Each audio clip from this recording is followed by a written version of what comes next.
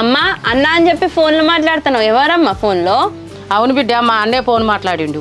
మామ ఫోన్ చేసిండా? ఎందుకమ్మా, దేని గురించి? పెద్దలునికి సంబంధాలు చూస్తాలట, అందుకే మన అక్కని అడిగినందుకు ఫోన్ చేసిండు. ఏందే అమ్మా, ఆ పెద్ద బావకి మన అక్కని అడుగుతానులా? అదే బిడ్డ, పద్ధతి ప్రకారం మా అన్న ఇంటికొచ్చి అడిగిపోతాడట.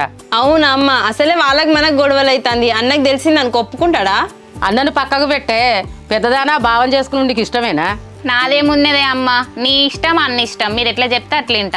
నా ఇష్టం అన్ని ఇష్టం పక్కకు పెట్టు బిడ్డ, నువ్వు చేసుకునేదానివి నీకు ఇష్టమా కాదా చెప్పు. అమ్మ, అక్క సిగ్గుపడుతుందంటే పెద్ద భావం చేసుకోవడం ఇష్టమే.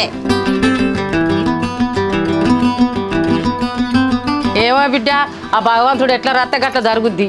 మా అన్న అయితే ఇంటికి వచ్చి అడుగుతానంటాడు. అమ్మ, అక్కకి ఎలాగో పెళ్లి చేద్దాం అనుకున్నా, అదేదో పెద్ద బావకి ఇస్తే మనం అందరం కలిసి ఉండొచ్చు కదా అమ్మ. ఏమో బిడ్డ, అన్ని గొడవలేనే, వాళ్ళకి మనకు గొడవలేనే, అన్న ఒప్పుకుంటాడో ఒప్పుకోడో. అమ్మ, ఈ గొడవలన్నీ పక్కన పెట్టి అక్కకి పెద్ద బావకి ఇచ్చి ఇష్టం అనుకో, ఈ ఊర్లోనే మన కళ్ళ ముందు ఉంటది కదా.